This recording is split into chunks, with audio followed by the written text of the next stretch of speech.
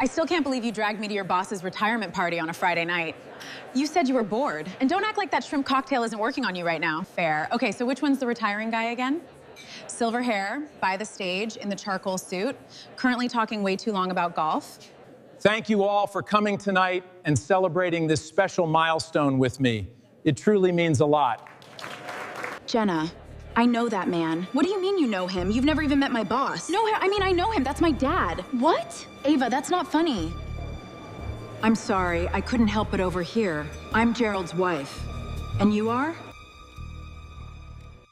There are certain sentences that don't sound dangerous when you first hear them until you're standing close enough to hear them clearly, and then they rearrange everything a person thought they knew in the space of about 4 seconds. That's my dad. That was the sentence, said by a young woman in a green dress, staring toward the stage where Laura Colston's husband of 32 years stood accepting applause for a career she had spent decades believing she understood completely. Gerald Colston was surrounded by co-workers, friends, and well-wishers celebrating the retirement he had spent years working toward. To everyone else in that ballroom, it was a happy ending. To Laura, something had just shifted. The young woman's name was Ava. She stood beside her friend Jenna, Gerald's assistant, who looked just as stunned as Laura felt. Ava didn't seem confused about what she had said. She wasn't laughing. She wasn't trying to get attention. She looked at Gerald with the quiet certainty of someone recognizing a face she had carried in her mind for years. And that was what unsettled Laura most. Because Ava wasn't claiming Gerald reminded her of someone. She was saying he was her father. Ava explained that when she was 16, her mother had shown her an old photograph of a man she had never met.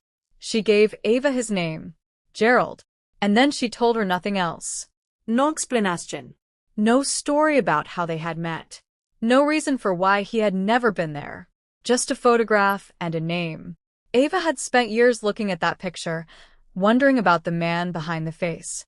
She never expected to see him in person. And certainly not at a retirement party. She had moved to the city 2 years earlier for a marketing job, completely unaware that the man she had spent years wondering about lived there too. For 2 years, she had been walking the same streets he walked. Shopping in the same stores, waiting at the same traffic lights, living an entire life only a few miles away from the father she had never known. And Gerald had never known she existed. At least, that was what Ava believed. Laura listened without interrupting. She didn't make a scene. She didn't accuse Ava of lying.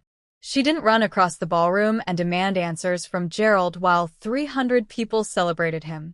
Instead, she did something much harder. She stayed calm. She asked Ava if they could talk somewhere more private. Ava agreed. They exchanged numbers, and before the retirement speech was over, Laura walked away from the celebration she had spent weeks helping organize. The music continued. People kept laughing. Gerald kept shaking hands and accepting congratulations. But Laura couldn't hear any of it anymore. Because for the first time in 32 years, she was looking at her husband and wondering how much of his life she had actually known. That night, she went home and lay beside Gerald in the dark. She didn't wake him. She didn't confront him. Not yet. Instead, she did what many people do when something they trusted suddenly stops making sense. She ran her life back like a tape, looking for the moment she had missed, the conversation she had forgotten, the name she should have questioned, the year that never quite added up. And somewhere in those 32 years was the truth about Ava. And once Laura found it, she would have to decide whether the man beside her was the husband she thought she knew, or a stranger who had simply gotten very good at pretending. The next morning, Laura did the thing she wasn't entirely proud of, except that she was actually, because it turned out to be the smartest decision she made in this whole ordeal. Gerald left for a golf outing with his old co-workers, a kind of informal second retirement celebration, and Laura sat down at their kitchen table with his laptop, which had charged on their kitchen counter every night for over 3 decades without her once feeling the need to look inside it. She found the emails first.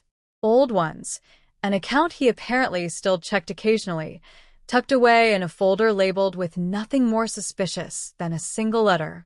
Correspondence with a woman named Renee, going back further than Laura wanted to count. References to school events, a graduation, her first apartment, a tone in every message that was warm in a way that had nothing to do with an old coworker or a distant acquaintance.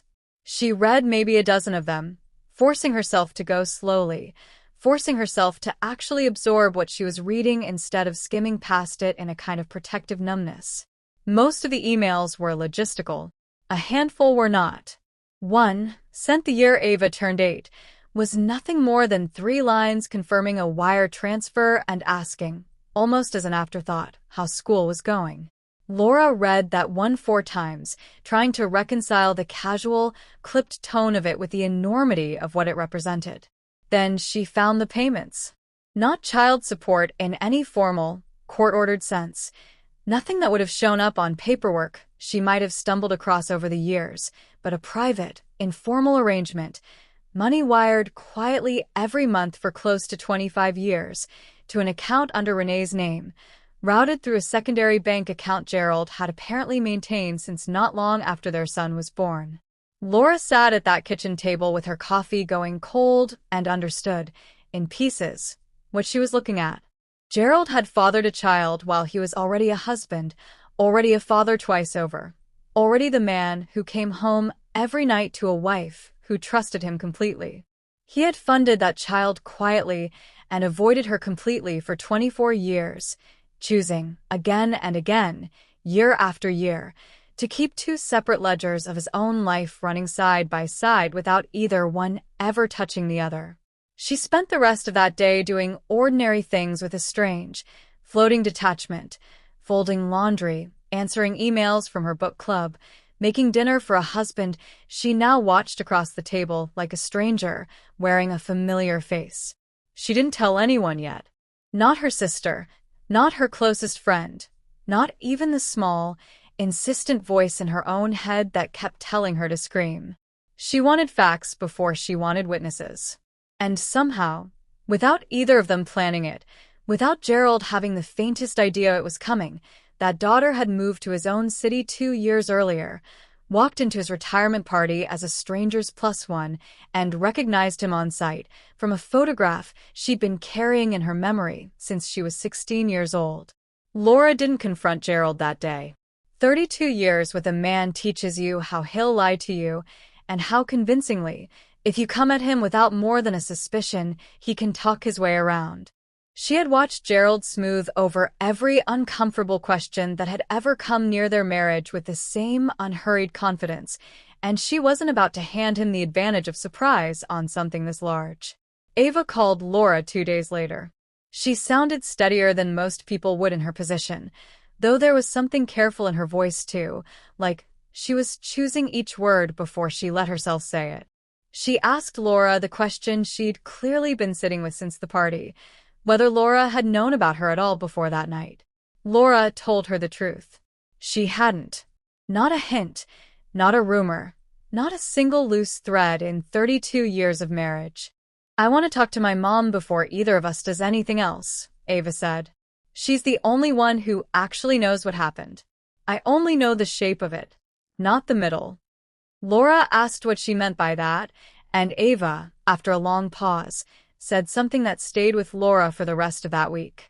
"My mom told me he wasn't ready to be a father. That's the whole story I ever got. I always figured there was more to it than that. I just never had a reason to go looking until 3 nights ago." She gave Laura her mother's address before Laura even asked for it. Looking back, Laura thought, Ava probably wanted a witness to whatever came next as much as Laura wanted answers. Renee opened her door 2 days after that, and Laura watched her face do the same thing she imagined her own had done at the party, when she'd finally understood what she was looking at. Ava must have called ahead, because Renee didn't look surprised to see a stranger on her porch. She looked braced, the way a person looks when they've spent a quarter-century waiting for a particular knock and finally hearing it. "You're his wife," she said. Not a question. "I am. And I think it's time all 4 of us understood exactly what happened 24 years ago, because right now I only have half of it, and I don't think that's fair to any of us. They sat at her kitchen table for most of that afternoon, and what Laura learned reshaped everything she thought she understood about the shape of Gerald's silence and about the 2 decades that had followed it. Renee had met Gerald at a regional trade conference, back when their industries briefly overlapped through a shared vendor relationship. She was 31 at the time, recently out of a long relationship, and Gerald, she said, had never once mentioned a wife. Not at the conference, not during the months that followed, not during any of the dinners and phone calls and quiet weekends that made up the 2 years they were involved. He talked about his work, his ambitions, his plans for the future, in a way that left the clear impression of a man who was unattached and building a life he intended to share with someone eventually. He talked about wanting kids someday, about a house with a yard, about the kind of ordinary domestic future that Renee, in her early 30s and newly single, had found herself quietly hoping might include her. She believed, for 2 years, that she might be that someone. There were signs looking back, Renee said, turning her coffee mug slowly in her hands without drinking from it. He was never available on weekends without warning. He always paid in cash when we went out somewhere near where he lived. He had a version of his life he never let me see, and I told myself it was just a private person being private. I didn't want to see it as anything else, because the alternative was losing something I'd already let myself get attached to. She found out the truth the same week she found out she was pregnant. I told him first, Renee said, her hands tightening around the mug, because I thought it was good news. I actually thought it was good news, God help me. I'd pictured how I'd tell him for days. And he went white. Not scared happy white. Just white. And then he said the words I've never been able to fully forget, even now, 25 years later. He said, "This can't happen. It would tear my marriage apart if my wife found out." Laura sat very still. "That was the first time I heard the word wife," Renee continued. 2 years, and I found out I was carrying his child in the same sentence I found out he had a family already. He asked me to end the pregnancy. Not gently. Not as a suggestion. He told me it was the only responsible thing to do, for both of us, and he'd cover whatever it cost, and he'd make sure I was taken care of afterward, as long as it stayed quiet. He used that word a lot that week. Quiet. Like the whole conversation was about volume control instead of a person. Renee said she'd agreed, at first. She was frightened and humiliated and furious in a way that made it hard to think clearly about anything beyond making the entire situation disappear as fast as possible. She scheduled the procedure. She went to the appointment alone because Gerald, despite everything he'd promised about being there, found a reason not to come. They ran the standard blood work and an ultrasound before anything else happened, Renee said. And that's when they found it. A condition with my uterus, something I didn't even know I had, that made the procedure itself dangerous. Not impossible, they told me, but dangerous, in a way where they couldn't rule out serious complications, including complications that could threaten my life. They told me flat out I needed to think very carefully about the risk, and that carrying the pregnancy to term, difficult as it might be, was in some ways the medically safer path forward for me specifically. She'd sat in that clinic parking lot for 2 hours afterward, she said, before she could bring herself to drive home, replaying the doctor's words, trying to understand how a decision she'd made to simplify her life had suddenly become one with no simple option left in it at all. I called him and told him what the doctor said. And I remember exactly what he said back. He said, "So what do we do now?" We. Like there was still a we. I told him there wasn't going to be a we of any kind, not anymore, and that I was keeping the baby, and that he needed to decide, right then, whether he wanted to be part of her life or not, because I wasn't going to spend the next 18 years wondering. Gerald chose money. Consistent, quiet, monthly money, sent without fail for 24 years, and nothing else. No visits. No holidays. No phone calls that weren't strictly about logistics. Renee packed up her apartment within a month of Ava's birth and moved 3 states away, to a small town where nobody knew Gerald Colston's name because she couldn't stand the thought of accidentally running into the life he'd chosen to protect instead of the one he'd helped create with her. I told her he wasn't ready to be a father, Renee said. It was easier than telling a little girl that her father chose someone else's family over ours before I even had the chance to hold her. When she got old enough to keep asking, when she was 16 and wouldn't let it go anymore, I finally showed her the one photograph I still had. I thought she deserved at least a face to go with the questions.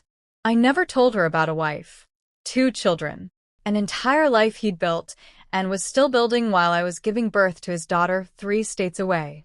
I didn't know how to say that to my own child without breaking something in her I didn't think I could fix afterward. Laura sat with all of it for a long moment. 24 years of a woman raising a child essentially alone, carrying a truth almost too heavy to hand to anyone, let alone her own daughter.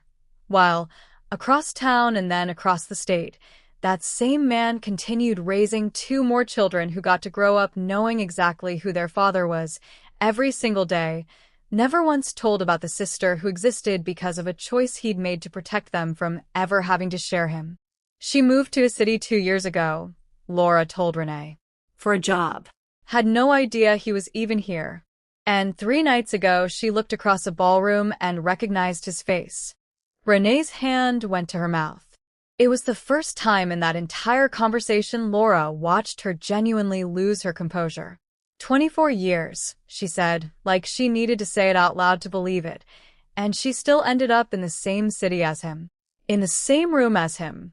I moved her 3 states away to keep that from ever happening, and it happened anyway. Maybe it was always going to happen, Laura said quietly. Some things don't stay buried just because you move far enough away from them. They spent the rest of that afternoon doing something neither of them had expected going into it, building a shared understanding, piece by piece, of a man neither of them had actually known in full.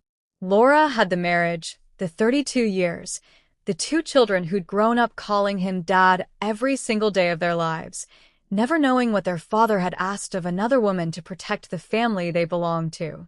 Renee had the 2 years that came before Ava, the version of Gerald who'd never once mentioned a wife until the exact moment a wife became inconvenient, and the 24 years that came after, spent almost entirely alone with the consequences of a decision he'd made in about 4 seconds in a hospital hallway and then handed to her to carry for the rest of her life. Somewhere in that conversation, the anger Laura had been carrying since the ballroom widened into something with a second and third target, not replacing what she felt toward Gerald, but growing to include a deep, aching grief on Ava's behalf and something close to reverence for Renee, who had built an entire life for her daughter out of almost nothing, protecting her from a truth so much crueler than he wasn't ready, while never once asking Gerald for more than what he was already, barely, willing to give. She deserves the rest of it, Laura said, eventually. All of it. Not the story that protects him. The real one. Renee was quiet for a long time. I've protected her from this for 24 years, she said. I don't know how to be the one who finally handed it to her. You won't be alone this time, Laura told her. Neither of us will be. Laura called Gerald from Renee's kitchen table that evening. She didn't yell. She had watched him talk his way out of far smaller things than this with a calm, unhurried confidence, and she wasn't going to give him the chance to do it again. I'm sitting at Renee's kitchen table, she said. I know about Ava. I know you asked Renee to end the pregnancy so it wouldn't, and I'm quoting you here, tear my marriage apart. I know the only reason that daughter exists at all is because a doctor told Renee the procedure could have killed her. And I know you've spent 24 years paying to keep all of it quiet instead of once, even one single time, being her father. There was a long silence on the line. When Gerald finally spoke, his voice had a texture Laura had genuinely never heard from him before in 32 years of marriage. Something thin, something scraping for a version of events that could survive what she'd just laid out. Laura, it's complicated. I panicked. It was a mistake, a moment I've regretted every day since, and You didn't panic for 24 years, she said. You panicked for one afternoon, and then you made a decision, and you kept making the exact same decision every single month for 24 years on purpose, with a wire transfer instead of a phone call. That's not a mistake. A mistake is something you do once. I didn't know how to fix it without losing everything, he said. You have to understand, once it had gone on that long, there was never a right moment to. There were 24 years of moments, Laura said. Every birthday. Every Christmas, every time our own children opened presents from you, there was a version of this where you told me the truth and let me decide what to do with it, instead of deciding for both of us that I didn't deserve to know I had a stepdaughter living 2 hours away, and then, for the last 2 years, 12 minutes away. Gerald didn't say anything to that. Laura let the silence sit there for a long moment before she spoke again. I'm not asking you to explain it to me anymore, she said. I've heard enough of the explanation from the person who actually lived it. I called because I wanted you to hear directly from me that this is over and that Ava is going to know everything and that whatever relationship the two of you have or don't have going forward is going to happen entirely on her terms, not yours. You don't get to decide the pace of this one, too. He didn't have an answer for that either. For the first time in 3 decades of marriage, Laura listened to her husband run out of a story to tell. Gerald did not accept any of it quietly. In the days that followed, he called Laura more times than she could count, sometimes twice in an hour, and when she stopped answering, he switched to long, rambling voicemails that swung between apology and self-pity, often in the same sentence. I know I don't deserve you to pick up, one of them started, but Laura, please, 32 years has to count for something, doesn't it? Are we really going to let one mistake undo all of it? He showed up at the house twice unannounced, and the second time Laura simply didn't open the door, watching through the front window as he stood on the porch for nearly 10 minutes before finally getting back in his car. He tried Renee next, calling her directly for the first time in over 2 decades.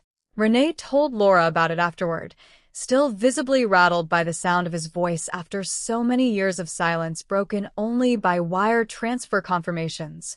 He'd asked her, she said, to talk to Ava on his behalf, to soften things, to remind their daughter that he'd always taken care of her financially, as though that history of quiet checks could stand in for the conversations, the birthdays, the 24 years of ordinary presents he'd never once offered instead. Renee told him, calmly, that she'd spent a quarter of a century cleaning up after his decisions, and she wasn't going to spend one more day doing it. She hung up before he finished his sentence.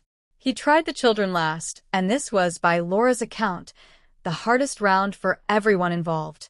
He called their daughter first, and when she picked up more out of habit than anything else, he pleaded with her to see his side of it, that he was young once, that people make mistakes under pressure, that he'd spent every year since trying to make sure Ava had what she needed even if he couldn't be there in person. Their daughter listened for a while, and then asked him a single question that ended the call, whether making sure she had what she needed had included even once asking whether Ava was safe, healthy, loved, or simply alive. He didn't have an answer, and she told him, gently but firmly, that she needed some time before she could talk to him again. Their son didn't pick up at all, not that day and not for several weeks afterward, letting every call go to voicemail until Gerald eventually stopped leaving them.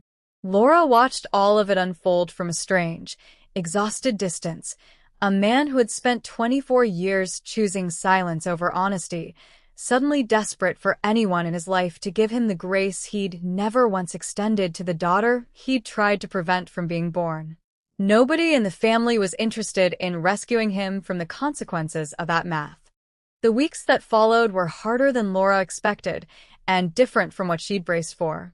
She told her children together, on a Sunday afternoon, sitting in the same living room where she'd once hosted their childhood birthday parties. Her daughter, 30 now, sat very still through most of it, her jaw tight, and when Laura finished, she asked only one question: whether Ava was okay. Not whether it was true. Not whether Laura was certain. Just whether the sister she'd never known about was okay.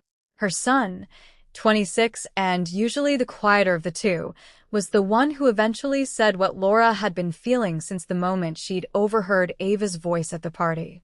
He almost made sure she never existed, he said, so that we could keep having birthdays we didn't even know were built on that. They both reacted with a kind of stunned grief that surprised Laura, not anger at Ava, but a fierce, immediate desire to know her, and a deep, uncomfortable reckoning with what it meant that their own comfortable childhood had been built, in part, on a decision that had nearly cost a stranger her life. Renee and Laura decided, together, how Ava should learn the rest of it, not in a rushed phone call, not in fragments, but in a quiet conversation at Renee's kitchen table, the same table where the two women had first understood each other. Renee told her daughter everything herself, with Laura sitting beside her for support. The 2 years with Gerald before the pregnancy, the word wife arriving in the same breath as the word pregnant, the request to end it, the medical complication that had made carrying her to term the safer choice, and the 24 years of money sent instead of a father showing up. Ava was quiet for a long time after her mother finished. She sat with her hands flat on the table, staring at them, and Laura watched her visibly working through each piece as it landed. The trade conference, the word wife, the appointment, the diagnosis that had, in its own strange way, decided whether she would ever exist at all. When she finally spoke, her voice was steadier than Laura expected. "So, I'm alive because of a blood test," Ava said. "Not because he changed his mind. Because a doctor found something in my mom's chart that had nothing to do with either of them wanting me." "You're alive," Renee said gently, reaching for her daughter's hand across the table, "because I decided, the second I heard that word we come out of his mouth, that I was done letting him make decisions about either of our lives. The doctor gave me the information. I made the choice."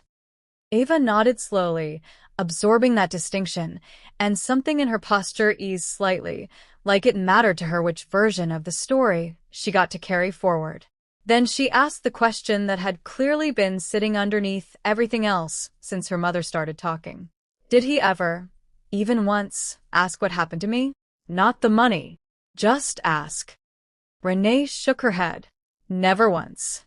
Not a birthday call. Not a question about how school was going that wasn't buried in an email about a wire transfer. 24 years of silence with a monthly deposit attached to it."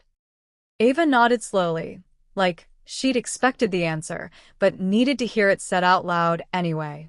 Then, after a while, something in her expression shifted, and she let out a short, disbelieving laugh that had no real humor in it.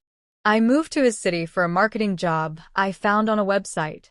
2 years, I lived 12 minutes from a man who nearly ended my life before it started, and I had no idea. I used to see silver-haired men in suits all the time downtown, and never once thought anything of it." "You couldn't have known," Laura said gently. "None of us could have." "I know," Ava said. "I just keep thinking about how close it came to never happening at all. Not the finding out. Me. Existing. It came down to one appointment, one test result, one doctor saying the wrong thing at the wrong moment for him and the right moment for me."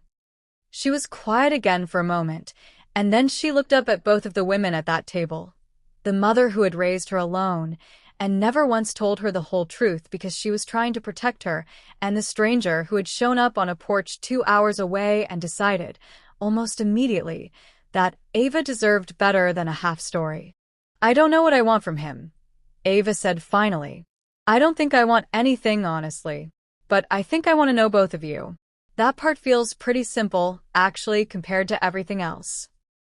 It's been 11 months since that retirement dinner. Laura's divorce from Gerald is finalized. She kept the house, and a settlement that reflects, at least in part, over 2 decades of marital funds quietly diverted to support a secret he built specifically to protect himself, at the direct expense of a child he'd tried to prevent from ever being born. Gerald's relationship with Ava is slow and mostly one-sided in its distance. She has agreed to occasional, brief phone calls, nothing more, and has told him plainly that she isn't interested in playing catch-up on 24 years he chose not to be part of. He asked her once, on one of those calls, whether she could ever forgive him. Ava told him, evenly, that forgiveness wasn't really the question she was interested in answering right now. Understanding was. And understanding, she said, required more honesty from him than she'd gotten in any conversation so far. She has, however, built something unexpected and genuinely warm with Laura's 2 children, who fought hard for the chance to know her properly once the truth came out. Laura's daughter texts Ava constantly now, mostly about nothing. A funny thing that happened at work, a recipe worth trying, the kind of small daily noise that sisters trade without thinking about it. Her son has started calling Ava by a nickname the rest of the family has adopted without discussion, the way families do when they've simply decided someone belongs. Renee and Laura talk most weeks. They are not, by any obvious measure, the kind of women who should have become close. They were bound together by a man who deceived them both in entirely different, entirely devastating ways. But there is something steady and rare about being the only other people on Earth who fully understand the particular shape of what each of them survived, from opposite sides of a secret neither of them built, and both of them were forced to carry. Renee visited Laura's house for the first time last month, and the 2 of them sat on the back porch for hours, watching Laura's son grill dinner for a family that had somehow, against every reasonable expectation, expanded instead of shattered. Laura thinks, often, about the sentence she overheard at the party. "That's my dad."